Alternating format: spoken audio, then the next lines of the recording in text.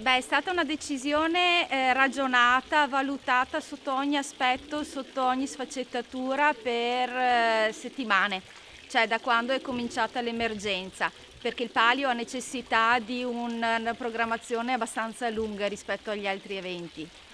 E il ragionamento è stato semplice, nel senso che abbiamo aspettato l'evolversi della situazione e poi preso le nostre considerazioni. Parlo della Proloco e del Comitato Palio.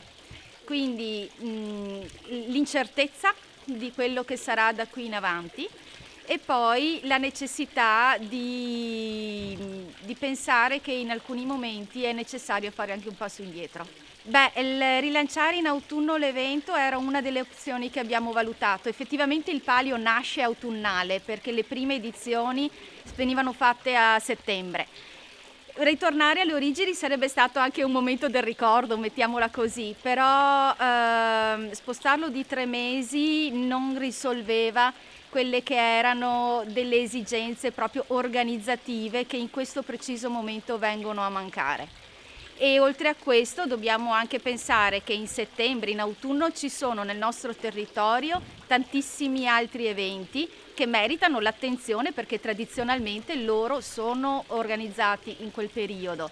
In più ad Asolo, che è una piazza estremamente richiesta per l'organizzazione di manifestazioni, tutti gli eventi che erano in previsione per marzo e adesso anche per aprile, pian piano si stanno spostando nella fascia autunnale. Quindi, essendo il Palio una manifestazione poderosa, abbiamo pensato, facciamo così, una mano sulla coscienza e pensiamo a tornare più forti e più vigorosi nel 2021. La situazione attuale è una situazione estremamente originale, per fortuna. Sappiamo perfettamente che il comparto turistico al momento è fermo al 100%. È logico, quando manca la salute, quando non c'è sicurezza, il turismo passa in secondo piano. Questo non vuol dire che non bisogni pensare immediatamente a cosa accadrà nel futuro.